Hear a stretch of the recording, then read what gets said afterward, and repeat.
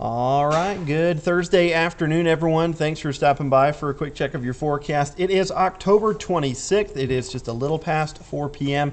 Got a lot to talk about for our weekend weather. It looks like a potent front's going to come crashing south here through the plains. It looks like it'll be our second front.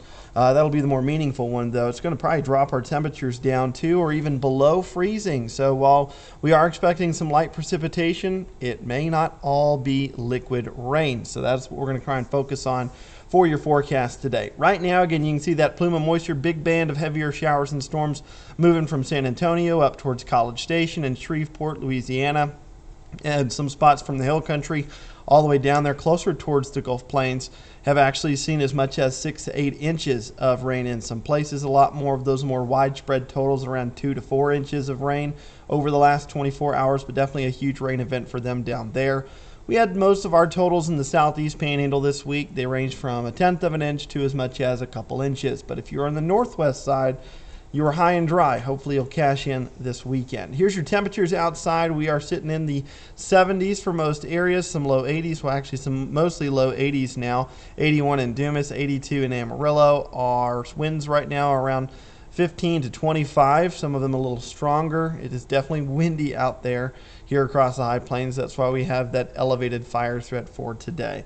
So let's walk through your computer model. Again, benign weather this afternoon. Aside from that fire threat, winds will start to die down, even though the front may pose some gusty winds behind it for an hour or two. It is going to be a noticeable cold front. We'll see temperatures drop 15 to 20 degrees over a 24-hour span. That'll put our highs back in the low 60s tomorrow afternoon, and then we'll see some clouds start to build in on Saturday. Now, this is where things start to get more active for us.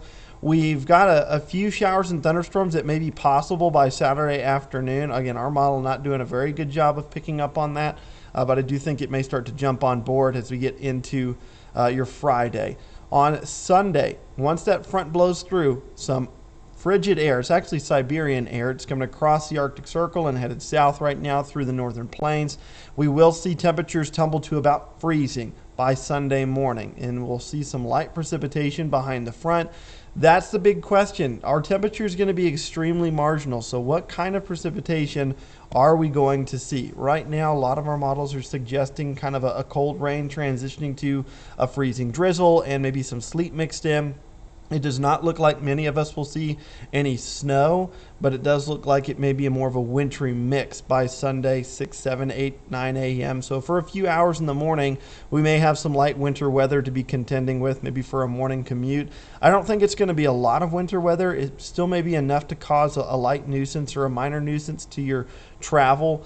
Things like, having to scratch off some ice on the windows of the car, maybe just a few slick spots on the elevated surfaces like the bridges and overpasses. But our temperatures are pretty warm right now, so if we do see winter weather, I think a lot of it will probably melt off the ground as it makes contact. You can see some snow up there in the Sangre de Cristo Mountains.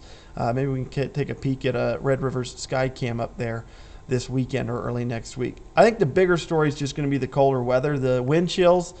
Some of the coldest we've seen since April. It's going to feel like it's in the teens when you open the front door on Sunday. It feels like 17, and it really doesn't improve in the afternoon. We'll still hover around freezing for temperatures later in the day, so wind chill's still going to be right there around that 20-degree mark. So definitely cold enough that you'll want to stay inside, maybe turn the heater on, light the fireplace, have some crock pot kind of stew going, something to keep you warm over the weekend. By Monday morning, wind chills will be back in the teens. The winds won't be as strong, but we'll have clouds start to clear out. And so temperatures are expected to fall into the mid-20s by Monday morning. Right now, we're looking at your freeze potential for Sunday in the early morning hours. I think it's a pretty good likelihood. If you're on the Caprock, north and south of the Canadian River, you will probably fall to or below freezing by Sunday morning at sunrise. So we've got you in a 90% chance that occurs here in Amarillo, Hereford, Vega, Tucumcari, Dumas, Dalhart, Perryton. Further north you go, the colder it's probably going to be.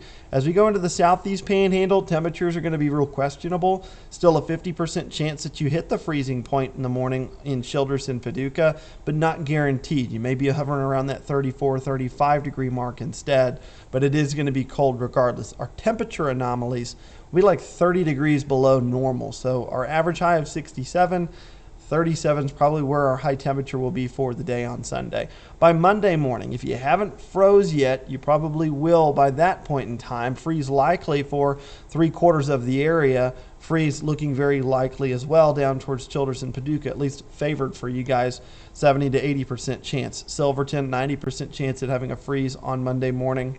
Just when you get into those lower elevations, it does take a little bit more of some colder air to push further south for them to freeze too. But it looks like it's going to happen for most of us. So if you've got sensitive plants outside that you can bring in, you're going to want to do that. The garden, if you're still growing stuff, you're going to have to say adios to it. I think this final weekend is going to be a killing freeze. Probably kill a lot of the mosquitoes and the flies outside too. Lows tonight will settle into the 40s for most of us. Some 30s out there, kind of chilly behind the cold front. And then your highs on Friday, definitely below normal. We'll have a high in the low 60s here in Amarillo, 5 to 10 degrees below normal. But again, that big front that we're really keeping our eye on is this weekend, Saturday night, 35 for your high temperature. That's at midnight. We'll be around 29 at 7 a.m., maybe coming back up to 32 to 34 in the afternoon. The clouds will eventually clear away. I think we'll have enough clear skies Sunday night to allow our temperature to fall to 26. That's certainly very cold. And then 42 for your high on Monday.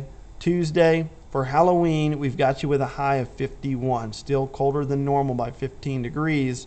You'll definitely want the jacket if you're going to take the kids out for some trick-or-treating. That is all I got for you guys. Thanks for tuning in. Again, we do expect a little bit of some light winter weather on Sunday morning, Saturday night, Sunday morning. I don't think it'll be a whole lot, but it may be enough just to be a burden or a nuisance if you've got plans to travel early in the morning.